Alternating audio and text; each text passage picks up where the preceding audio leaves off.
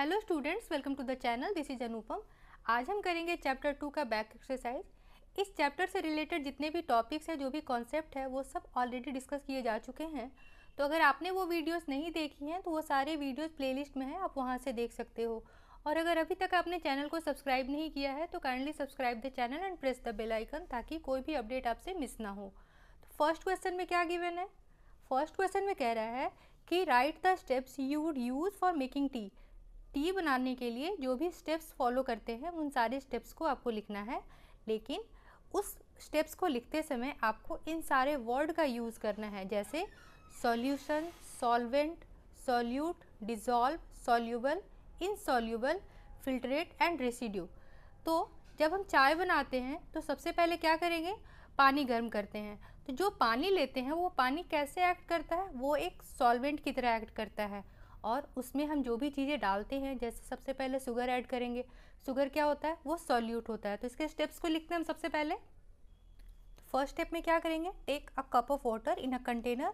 और वाटर कैसे एक्ट करेगा? As a solvent. Second step में क्या करेंगे? इसमें शुगर ऐड करेंगे। सेकेंड स्टेप में क्या हुआ? जब पानी गर्म हो गया फिर हम उसमें शुगर ऐड करते हैं। और शुगर यहाँ पे कैसे एक्ट करेगा? शुगर एक सॉल्यूट की तरह एक्ट करेगा। और उसके बाद हम इसको हीट करते हैं। और जब हीट करते हैं तो शुगर इसमें अच्छे से डिज़ोल्व हो जाता है। और जैसे ही वाटर में शुगर डिज़ोल्व हो गया तो हमें क्या मिलता है? हमें एक सॉल्यूशन मिलता है। तो स्टेप थर्ड में क्या लिखेंगे? थर्ड स्टेप में हमने लिखा now we get the solution of water and sugar and here sugar is soluble in water. Sugar क्या है? वाटर में सॉल्यूबल है, तो हमने सॉल्यूबल भी यूज़ किया और हमने सॉल्यूशन कीवर्ड भी यूज़ किया। अब हम क्या करेंगे? अब इसमें हम टी लीव्स को ऐड करेंगे। ठीक है, नेक्स्ट में क्या करेंगे? स्टेप 4 में हमें क्या ऐड करना है? टी लीव्स ऐड करना है। लेकिन क्या ये टी लीव्स वाटर में सॉल्यूबल होता है? घुल जाता है? नहीं घुलता है। तो इसको हम यहाँ पे यूज़ किए कि as tea leaves are insoluble in water. अब इसके बाद क्या करेंगे? हमने फिर बॉईल करना है। और बॉईल करने के बाद क्या करेंगे? इसमें मिल्क ऐड करेंगे। तो स्टेप 5 में हम लिखेंगे कि नाउ बॉयल द कंटेंट। अब जो भी कंटेंट यहाँ है हम उसे बॉयल करेंगे। बॉयल करने के बाद आप क्या करोगे? इसमें मिल्क ऐड करोगे। और मिल्क ऐड करके अगेन बॉयल करते हैं। तो यहाँ मिल्क भी क्या है? वाटर में सॉल्यूबल है, वो वाटर में अच्छे तरीके से घुल जाता है। अब फाइनली क्या करेंगे? हमारी चाय बन गई है तो उसको स्ट्रेनर के हेल्प से फ़िल्टर कर लेंगे। और जो चाय हमें मिलेगी कप में उसे ही फिल्टरेट कहते हैं। मतलब फ़िल्टर करने के बाद जो चीज़ें हमें मिली। तो अभी क्या हुआ स्टेप 6 में कि जो चाय हमने फ़िल्टर करी है स्ट्रेनर के हेल्प से, जो फ़िल्टर्ड चाय मिली, टी मिली, वो एक फ़िल्टरेट हो गया। और जो स्ट्रेनर पे हमें टी लिप्स ऊपर मिल गई, कलेक्ट हुई, उसे हमने क्या कहा? रेसिड्यू। तो इस तरह से हमने सारे कीवर्ड्स का यूज़ किया। Solvent, solute, dissolve, solution, soluble, insoluble, again filtrate and residue. और यही आंसर हो गया इस क्वेश्चन का। क्वेश्चन नंबर 2 में क्या गिवन है? एक टेबल दिया हुआ है जिसमें कुछ सॉल्ट हैं और उन सॉल्ट की सॉल्युबिलिटी गिवन है अलग अलग टेम्परेचर पे। सॉल्युबिलिटी का मतलब कि किसी भी गिवन टेम्परेचर पे 100 ग्राम ऑफ वाटर में कितने ग्राम ऑफ सॉल्ट को मिक्स कर पा रहे हो सैचुरेटेड सॉल्यूशन बनाने के लिए, वो उस सॉल्ट की सॉल्युबिलिटी कहलाती है। तो हमें क्वेश्चन क्या पूछा जा रहा है कि what mass of potassium nitrate would be needed to produce a saturated solution of potassium nitrate in 50 gram of water. मतलब 50 ग्राम वाटर में कितना पोटेशियम नाइट्रेट यूज़ करोगे कि 313 केल्विन पे वो एक सैचुरेटेड सॉल्यूशन बन जाए। तो 313 केल्विन में पोटेशियम नाइट्रेट जब 100 ग्राम ऑफ वाटर पे 62 ग्राम यूज़ कर रहे हैं तो बन रहा है। तो हमें क्या पूछ रहा है? 100 ग्राम की जगह अगर वाटर 50 ग्राम हो जाए तो पोटेशियम नाइट्रेट कितना होगा? तो इसको सॉल्व करने के लिए क्या करेंगे? सैचुरेटेड सॉल्यूशन बनाने के लिए 100 ग्राम ऑफ वाटर के लिए 62 ग्राम चाहिए पोटेशियम नाइट्रेट। इसका मतलब अगर 1 ग्राम ऑफ वाटर होगा तो पोटेशियम नाइट्रेट कितना चाहिए होगा? 62/100। लेकिन हमें पूछा जा रहा है कि 50 ग्राम ऑफ वाटर में पोटेशियम नाइट्रेट कितना चाहिए। तो जब हम यहाँ पे लिखेंगे 50 ग्राम ऑफ वाटर, तो 50 ग्राम ऑफ वाटर के लिए कितना चाहिए होगा? 62/100 into 50, that is 31 gram of potassium nitrate चाहिए होगा। तो फिर ये एक सैचुरेटेड सॉल्यूशन बन पाएगा। ठीक है, और यही इसका आंसर हो जाएगा। समझे? नेक्स्ट क्वेश्चन में क्या पूछा जा रहा है? Pragya made a saturated solution of potassium chloride in water at 353 kelvin. 353 kelvin पे पोटेशियम क्लोराइड यूज़ करके, पोटेशियम क्लोराइड 353 पे वो एक सैचुरेटेड सॉल्यूशन बना रही है। उसके बाद उसे रूम टेम्परेचर पे कूल डाउन किया जा रहा है ना, रूम टेम्परेचर पे इसको ठंडा किया जा रहा है। मतलब क्या कर रहे हैं हम? टेम्परेचर को डिक्रीज कर रहे हैं। तो जब टेम्परेचर को डिक्रीज कर रहे हैं तो फिर उसको क्या देखने को मिलता है सॉल्यूशन के साथ? मतलब 353 पे पोटेशियम क्लोराइड कितना उसको यूज़ की? 54 यूज़ की और उसको एक सॉल्यूशन बना दी, सैचुरेटेड सॉल्यूशन। अब उस सॉल्यूशन को वो ठंडा होने के लिए छोड़ दी। जैसे ही ठंडा होने के लिए छोड़ी रूम टेम्परेचर पे, तो फिर उस सॉल्यूशन के साथ क्या हुआ? तो हमें मालूम है सॉल्युबिलिटी का टेम्परेचर के साथ रिलेशन। क्या मालूम है कि जब टेम्परेचर इंक्रीज करते हैं तो सॉलिड का सॉल्युबिलिटी भी इंक्रीज करता है। मतलब क्या कि टेम्परेचर के डायरेक्टली प्रोपोर्शनल होता है सॉल्युबिलिटी, है ना। टेम्परेचर अगर इंक्रीज करेगा तो सॉल्युबिलिटी भी इंक्रीज करेगी, टेम्परेचर डिक्रीज करेगा तो सॉल्युबिलिटी भी डिक्रीज करेगी। तो सॉल्युबिलिटी अगर टेम्परेचर के डिक्रीज करने से डिक्रीज होगा तो जो पोटेशियम क्लोराइड पहले मिक्स हो गया था, डिसॉल्व हो गया था, वो क्या होगा? अब क्रिस्टल के फॉर्म में दिखने लगेगा। इसको कैसे समझेंगे कि जैसे हम चाशनी बनाते हैं, शुगर को जब हम हीट करके गर्म करते हैं, ठीक है, और उसके बाद जब हम इसको रूम टेम्परेचर पे छोड़ देते हैं ठंडा होने के लिए, तो हमें क्या मिलता है कि जब ठंडा हो जाता है तो शुगर के क्रिस्टल्स दिखते हैं। क्यों दिखते हैं? क्योंकि इसकी सॉल्युबिलिटी फिर कम हो जाती है। सॉल्युबिलिटी जैसे ही कम हो जाती है शुगर क्रिस्टल के फॉर्म में दिखने लगता है। वही केस यहाँ भी होता है कि जब पोटेशियम क्लोराइड को रूम टेम्परेचर पर ठंडा होने के लिए छोड़ दिया गया तो टेम्परेचर डिक्रीज हुआ, तो इसकी सॉल्युबिलिटी भी डिक्रीज हुई, और इसकी सॉल्युबिलिटी डिक्रीज हुई मतलब ये क्रिस्टल के फॉर्म में दिखने लगेगा। तो इसको लिखेंगे कैसे? इसको लिखेंगे as we know the solubility of solid is directly proportional to temperature, hence the decrease of temperature from 353 kelvin to room temperature तक हम उसको ठंडा करके अगर ले आएंगे तो टेम्परेचर में डिक्रीज होगा। टेम्परेचर अगर कम होगा तो सॉल्युबिलिटी भी डिक्रीज होगी, और चूंकि सॉल्युबिलिटी डिक्रीज हुई मतलब जो पोटेशियम क्लोराइड पहले मिक्स था, डिसॉल्व था, घुला हुआ था, वो अब क्रिस्टल के फॉर्म में दिखने लगेगा। ठीक है, नेक्स्ट क्वेश्चन क्या पूछा जा रहा है? थर्ड क्वेश्चन में पूछा जा रहा है find the solubility of each salt at 293 kelvin. 293 kelvin पे हर एक सॉल्ट का सॉल्युबिलिटी बताना है। सॉल्युबिलिटी मतलब 100 ग्राम ऑफ वाटर में कितना डिसॉल्व हुआ है। तो 293 में जितना जितना सॉल्ट ये डिसॉल्व हुआ है यही इन सारे सॉल्ट का सॉल्युबिलिटी है। ठीक है, तो हम क्या करेंगे, इसमें हर एक का जो डेटा गिवन है जितना ग्राम, वही इसका 293 पे इसका सॉल्युबिलिटी है, क्योंकि ये 100 ग्राम ऑफ वाटर में गिवन ही है। और उसके साथ साथ एक और क्वेश्चन पूछा जा रहा है कि which salt has the highest solubility at this temperature. इस टेम्परेचर पर दैट इज 293 केल्विन पे किस सॉल्ट की सॉल्युबिलिटी सबसे ज़्यादा है? तो टेबल में हमने देखा कि 293 केल्विन पे सबसे ज़्यादा सॉल्युबिलिटी किसकी है? अमोनियम क्लोराइड की है। इसका मतलब इसका आंसर क्या हो जाएगा? Ammonium chloride. तो इन दोनों आंसर को एक साथ मिला के कैसे लिखेंगे? Solubility of each salt at 293 kelvin पे सबका जो डेटा गिवन है वही हो जाएगा इसका आंसर। इसको हम वर्ड में भी लिख देंगे कि as the solubility of a solid, वो क्या होता है? Amount of solid dissolve in 100 gram of water. किसी भी गिवन टेम्परेचर पे 100 ग्राम ऑफ वाटर में जितना सॉलिड डिसॉल्व होता है उसे ही उसकी सॉल्युबिलिटी कहते हैं, ताकि हम एक सैचुरेटेड सॉल्यूशन बना सकें। मतलब इसके आगे इसमें और डिसॉल्व नहीं कर पाएंगे। और सेकंड क्वेश्चन का आंसर हो जाएगा अमोनियम क्लोराइड। ठीक है, फोर्थ क्वेश्चन क्या पूछा जा रहा है? What is the effect of change of temperature on the solubility of a salt. मतलब एक सॉल्ट की सॉल्युबिलिटी पे टेम्परेचर चेंज का क्या इम्पैक्ट है? तो हमें मालूम है कि कभी भी जब हम सॉलिड की सॉल्युबिलिटी की बात करते हैं तो सॉल्युबिलिटी टेम्परेचर के डायरेक्टली प्रोपोर्शनल होता है। मतलब जब आप हीट बढ़ाओगे, टेम्परेचर बढ़ाओगे, तो सॉलिड की सॉल्युबिलिटी बढ़ जाती है, और जब आप टेम्परेचर को कम करोगे तो सॉल्युबिलिटी सॉलिड के केस में घट जाती है, डिक्रीज हो जाती है। इसको हमने समझा था कि जब आप कंटेनर में अ ग्लास ऑफ वाटर लेकर हम क्या किए, इसमें 1 टेबल स्पून शुगर ऐड किए और फिर डिज़ोल्व किए। लेकिन जिस समय ये शुगर इसमें घुलना बंद हो जाता है, ऐसे जमना शुरू हो जाता है, फिर हम क्या करते हैं, इसको हीट देते हैं तो टेम्परेचर इंक्रीज़ करता है। और जब टेम्परेचर इंक्रीज़ करते हैं तो ये सारा चीनी जो नीचे अभी जमने लगा था, सेटल डाउन होने लगा था, वो वापस घुलने लगेगा।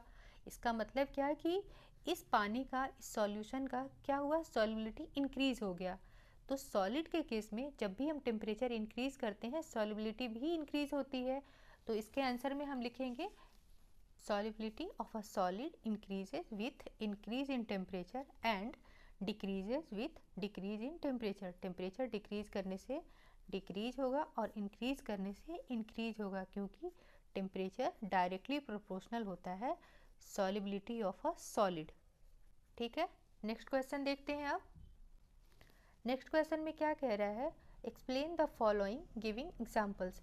कुछ टर्म्स गिवन है, इन टर्म्स को एग्जाम्पल के हेल्प से एक्सप्लेन करना है, दैट मीन्स डिफाइन करना है। तो फर्स्ट क्या कह रहा है, सैचुरेटेड सॉल्यूशन। सैचुरेटेड सॉल्यूशन का क्या मतलब है कि अगर एक सॉल्यूशन में एक ऐसा पॉइंट पहुंच जाए कि उसके बाद उस टेम्परेचर पे उसमें वो सॉल्ट और मिक्स ना हो। जैसे आप जब शुगर ऐड कर रहे हो ग्लास में, तो एक टाइम ऐसा आता है कि और शुगर हम उसमें नहीं मिक्स कर पाते हैं और शुगर वो डिसॉल्व नहीं होता है। तो उस समय जो सॉल्यूशन हमें मिला उसे क्या कहेंगे, सैचुरेटेड सॉल्यूशन। डिफाइन कैसे करेंगे, a solution in which no more amount of solute can be dissolved at a given temperature is called saturated solution। किसी गिवन टेम्परेचर पे अगर हम उसमें और सॉल्यूट ऐड नहीं कर पा रहे हैं तो उसे सैचुरेटेड सॉल्यूशन कहेंगे। एग्जाम्पल के फॉर्म में हम क्या समझा सकते हैं कि take a glass of water, add 1 table spoon sugar, उसके बाद हम उसको स्टर करके डिज़ोल्व करेंगे। अच्छे से डिज़ोल्व होने के बाद हम उसमें फिर से 1 टेबल स्पून चीनी और ऐड करेंगे, फिर डिज़ोल्व करेंगे। वैसे ही करते करते एक ऐसा पोजीशन आ जाता है जिस समय और शुगर और चीनी उसमें डिज़ोल्व नहीं हो पाता है और चीनी नहीं घुल पाता है। चीनी के क्रिस्टल, शुगर के क्रिस्टल ऐसे नीचे दिखने लगते हैं। तो इस समय ये जो सॉल्यूशन हमें मिलता है, जब इसको फिल्टर करेंगे और ये जो सॉल्यूशन हमें मिला, ये सॉल्यूशन होता है सैचुरेटेड सॉल्यूशन। सैचुरेटेड क्यों, मतलब इसमें इस टेम्परेचर पे, जिस टेम्परेचर पे हम इसको मिक्स कर रहे थे, इस टेम्परेचर पे और शुगर हम इसमें मिक्स नहीं कर पाएंगे। ठीक है, नेक्स्ट टर्म क्या है, प्योर सब्सटेंस। प्योर सब्सटेंस क्या होता है कि अगर कोई मैटर, कोई सब्सटेंस सिर्फ एक टाइप के पार्टिकल से मिलके बनता है तो उसे प्योर सब्सटेंस कहते हैं। जैसे गोल्ड किससे मिलके बनता है, गोल्ड के छोटे से छोटे पार्टिकल को भी देखो तो वो गोल्ड से ही मिलके बनता है। जैसे कि वाटर के छोटे से छोटे ड्रॉप को भी देखोगे तो वो वाटर के मॉलिक्यूल से ही मिलके बनता है। ऐसे सब्सटेंस, ऐसे मैटर जो कि एक टाइप के पार्टिकल से मिलके बनता है, उसको प्योर सब्सटेंस कहते हैं। डिफाइन कैसे करेंगे, a substance made up of only 1 type of particle. वो पार्टिकल कोई एटम भी हो सकता है, कोई मॉलिक्यूल भी हो सकता है, इज कॉल्ड प्योर सब्सटेंस। और इसको लिखेंगे हम कि जितने भी एलिमेंट्स हैं या फिर कंपाउंड्स हैं वो सारे प्योर मैटर होते हैं। क्यों, क्योंकि एलिमेंट में भी सिर्फ एक टाइप के पार्टिकल होते हैं, वैसे ही कंपाउंड्स में भी, कंपाउंड्स का क्या डेफिनेशन है कि इसमें एक से ज़्यादा एलिमेंट तो होते हैं लेकिन उनका रेशियो फिक्स होता है। कंपाउंड में जैसे वाटर है तो वाटर में हाइड्रोजन और ऑक्सीजन का जो रेशियो जो है वो फिक्स होता है 1:8। इसी रेशियो में जब हम हाइड्रोजन और ऑक्सीजन को मिक्स करेंगे तो फिर वो वाटर बनेगा। ठीक है, लेकिन जब जो एलिमेंट है उसमें तो क्लियर ही दिखता है कि हाँ वो एक ही टाइप के पार्टिकल से मिलके बनता है। इसलिए ये सारे जितने भी एलिमेंट्स हैं, कंपाउंड्स हैं, वो सब प्योर सब्सटेंस के एग्जाम्पल हो जाएंगे। ठीक है, नेक्स्ट क्या पूछा जा रहा है, कोलाइड्स। कोलाइड्स क्या होते हैं, कोलाइड्स जैसे सॉल्यूशन है वैसे ही कोलाइड्स होते हैं। सॉल्यूशन में क्या होता है कि 2 कंपोनेंट होते हैं, सॉल्वेंट एंड सॉल्यूट। वैसे ही कोलॉइड्स में भी 2 कंपोनेंट होते हैं, डिस्पर्स फेज और डिस्पर्सिंग मीडियम। डिफरेंस क्या होता है इनके पार्टिकल के साइज में, और ये कैसा है, ये एक हेट्रोजीनियस मिक्सचर होता है और सॉल्यूशन एक होमोजीनियस मिक्सचर होता है। इसके जो पार्टिकल का साइज है वो सॉल्यूशन के पार्टिकल के साइज से थोड़े बड़े होते हैं और इसकी वजह से इसमें टिंडल इफेक्ट देखने को मिलता है। ठीक है, तो डिफाइन इसको कैसे करेंगे? A heterogeneous mixture in which the size of solute particle is too small to be seen with naked eye. मतलब इसके जो सॉल्यूट के पार्टिकल है वो इतने छोटे होते हैं कि हम उसे नेकेड आई से नहीं देख पाते हैं, लेकिन फिर भी ये इतने बड़े होते हैं ताकि ये टिंडल इफेक्ट दिखाए। टिंडल इफेक्ट को मैंने अलग से वीडियो में बताया है कि क्या होता है। तो ऐसे टाइप के जो मिक्सचर होते हैं हेट्रोजीनियस मिक्सचर, उन्हें कोलॉइड्स कहते हैं। कोलॉइड्स के एग्जांपल है मिल्क। ठीक है, तो जैसे सॉल्यूशन के दो कंपोनेंट होते हैं सॉल्यूट और सॉल्वेंट, वैसे ही कोलॉइड्स के भी दो कंपोनेंट होते हैं। एक होता है डिस्पर्स फेज और दूसरा डिस्पर्सिंग मीडियम। फेज मतलब जो वहाँ सॉल्यूट होता था वही यहाँ पे फेज होगा, और जो वहाँ सॉल्वेंट होता था वही यहाँ मीडियम हो जाएगा। ठीक है, और एग्जाम्पल इसका लिख देंगे मड, मिल्क, स्मोक। ठीक है, नेक्स्ट पूछा जा रहा है सस्पेंशन। सस्पेंशन क्या है? ये भी एक हेट्रोजीनियस मिक्सचर है, लेकिन इसके पार्टिकल बहुत बड़े होते हैं। इतने बड़े होते हैं कि इसको देखने के लिए हमें माइक्रोस्कोप की ज़रूरत नहीं पड़ती है, इसे हम नेकेड आई से ही देख सकते हैं। और इसके जो पार्टिकल हैं ये बिल्कुल एक दूसरे से मिक्स नहीं होते हैं, थ्रू आउट अलग ही रहते हैं, सस्पेंडेड ही रहते हैं। जैसे जब आप वाटर में सैंड ऐड करोगे तो सैंड के पार्टिकल वाटर से मिक्स नहीं होते हैं, वो अलग ही रहते हैं। इसे हम डिफाइन करेंगे a heterogeneous mixture in which the solute particle do not dissolve. जो सॉल्यूट के पार्टिकल हैं वो डिजॉल्व नहीं होते हैं but remain suspended throughout. Throughout ये सस्पेंडेड रहेंगे, नीचे गिरे हुए रहेंगे। ठीक है, and size of particles big enough to be seen by naked eye. इसके जो पार्टिकल होते हैं ना ये इतने बड़े होते हैं कि हम इसको नेकेड आई से ही देख सकते हैं। साथ साथ ये टिंडल इफेक्ट भी शो करेंगे। टिंडल इफेक्ट क्यों शो करेंगे? क्योंकि इसके पार्टिकल काफ़ी बड़े होते हैं। Example sand water, muddy water, oil plus water. Next question में बताना है classify the following as homogeneous और हेट्रोजीनियस मिक्सचर। इनमें से बताना है कि कौन सा मिक्सचर होमोजीनियस है और कौन सा मिक्सचर हेट्रोजीनियस है। इन दोनों में डिफरेंस तो हमें मालूम है। दोनों में क्या डिफरेंस है? जो होमोजीनियस मिक्सचर होते हैं इनके पार्टिकल एक दूसरे के साथ कंप्लीटली डिसॉल्व्ड होते हैं और इसमें कोई विजिबल बाउंड्री हमें देखने नहीं मिलती है। लेकिन हेट्रोजीनियस मिक्सचर में क्या होता है कि इसके पार्टिकल एक दूसरे के साथ इवनली डिस्ट्रीब्यूटेड नहीं होते हैं, अच्छे से डिसॉल्व नहीं हुए रहते हैं। इसमें एक बाउंड्री भी दिखता है और इसमें टिंडल इफेक्ट भी दिखता है। तो अब हम पढ़ते हैं फर्स्ट क्या गिवन है, सोडा वाटर। जब आप सोडा वाटर को देखोगे तो क्या इसमें आपको अलग से कोई बाउंड्री दिखती है कि हाँ यहाँ पे सोडा है, यहाँ सोडा नहीं है? या फिर इसको टेस्ट करने पे आपको पता चलता है कि कौन से जगह पे सोडा का कंसंट्रेशन ज़्यादा है, कौन से जगह पे कम है? नहीं होता है। मतलब सोडा वाटर में बहुत अच्छे से इवनली मिक्स होता है, इसलिए ये कैसा मिक्सचर हो जाएगा? ये एक होमोजीनियस मिक्सचर होगा। वही अगर हम वुड की बात करें तो वुड में अगर आप ध्यान से देखोगे तो वुड के जो कंटेंट होते हैं वो हर जगह एक जैसे नहीं होते हैं। या फिर आप इसको बहुत आसानी से समझना चाहो तो देखोगे कि कहीं पे तो वुड ड्राई होता है, कहीं ड्राई नहीं होता है, कहीं पे वाटर का कंटेंट ज़्यादा होता है, कहीं कम होता है। तो ये एक हेट्रोजीनियस मिक्सचर है। ठीक है, लेकिन एयर में कहीं पे भी अगर आप देखो तो जो भी एयर आपस में मिक्स होती हैं वो एक समान मिक्स होती हैं, कहीं ज़्यादा कहीं कम कंसंट्रेशन नहीं होता है, इसलिए ये एक होमोजीनियस मिक्सचर है। लेकिन सॉइल कैसा मिक्सचर होगा? सॉइल हेट्रोजीनियस होगा। क्यों? क्योंकि सॉइल के एक तो पार्टिकल भी हमें पता है कि इतने बड़े बड़े पार्टिकल उसमें मिले हुए होते हैं कि उनको हम सिर्फ चुन के भी अलग कर सकते हैं। ठीक है, तो सॉइल कैसा मिक्सचर हो जाएगा? Heterogeneous mixture. वही विनेगर के पार्टिकल भी कैसे होते हैं? आपस में बहुत अच्छे से मिक्स होते हैं और इवनली मिक्स होते हैं। इनका डिस्ट्रीब्यूशन इवन डिस्ट्रीब्यूशन होता है। इसमें भी कोई क्लियर बाउंड्री नहीं दिखता है कि हाँ कहाँ सॉल्यूट है कहाँ सॉल्वेंट है, ये आपस में बहुत अच्छे से डिजॉल्व हुए रहते हैं। तो ये कैसा मिक्सचर हो जाएगा? होमोजीनियस मिक्सचर हो जाएगा। फिल्टर टी का क्या मतलब कि चाय को आपने फिल्टर कर लिया, टी लीव्स को अलग कर लिया और उसके बाद एक फिल्ट्रेट मिल गया आपको चाय। तो वो कैसा सॉल्यूशन होता है, वो कैसा मिक्सचर होता है? वो होमोजीनियस मिक्सचर होता है। क्यों? क्योंकि इसके अंदर जो भी सॉल्यूट और सॉल्वेंट होते हैं वो एक दूसरे के साथ बहुत अच्छे से डिसॉल्व रहते हैं, यूनिफॉर्मली डिस्ट्रीब्यूटेड होते हैं। ठीक है, नेक्स्ट क्वेश्चन देखते हैं। How would you confirm that a colourless liquid given to you is pure water. मतलब आपको कोई कलरलेस लिक्विड दे दिया जाए और आपसे पूछा जाए कि ये क्या है, तो आप कैसे कंफर्म करोगे कि वो प्योर वाटर है, कैसे पता करेंगे? तो हमें एक चीज़ मालूम है कि प्योर वाटर का बॉइलिंग पॉइंट कितना होता है। इसका बॉइलिंग पॉइंट होता है 100 डिग्री सेल्सियस। मतलब जैसे ही प्योर वाटर को आप गर्म करोगे और ये टेम्परेचर 100 डिग्री सेल्सियस पे पहुंचेगा तो वाटर बॉयल होना स्टार्ट हो जाएगा। तो हम क्या करेंगे, जो भी लिक्विड हमें गिवन है हम उसको हीट देंगे और जैसे ही टेम्परेचर 100 डिग्री सेल्सियस पहुंचा, अगर ये लिक्विड बॉयल होना स्टार्ट किया मतलब ये लिक्विड कैसा है, प्योर वाटर है।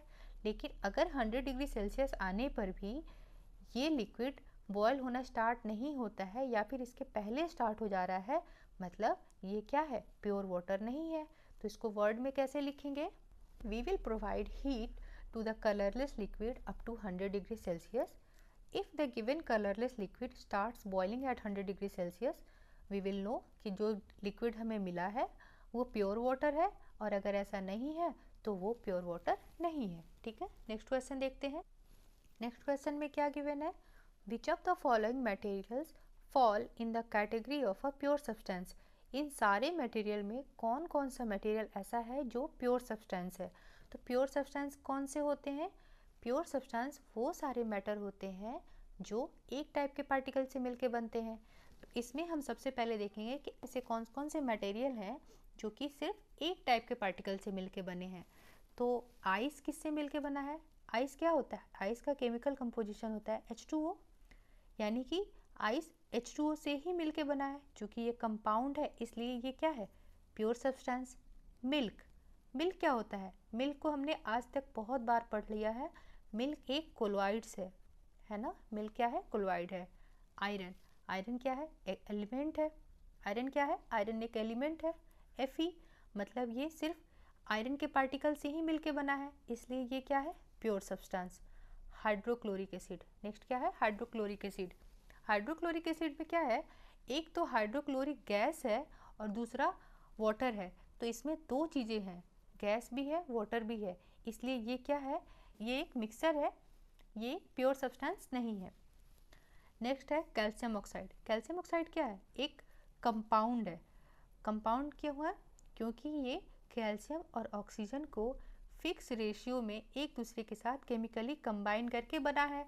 तो चूंकि ये कंपाउंड है इसलिए ये एक प्योर सब्सटेंस है। ठीक है, नेक्स्ट क्या है, मरकरी। मरकरी क्या है, ये भी एक प्योर सब्सटेंस है क्योंकि ये सिर्फ मरकरी के ही एटम से मिलके बनता है। ठीक है, अब है ब्रिक, वुड, एयर। एयर में बहुत सारी गैसेस होती हैं इसलिए ये क्या है, मिक्सचर। वुड में भी बहुत सारी चीज़ें होती हैं, वाटर, एयर, प्लाज्मा, बहुत सारी चीज़ें होती हैं, ये भी क्या है, मिक्सचर।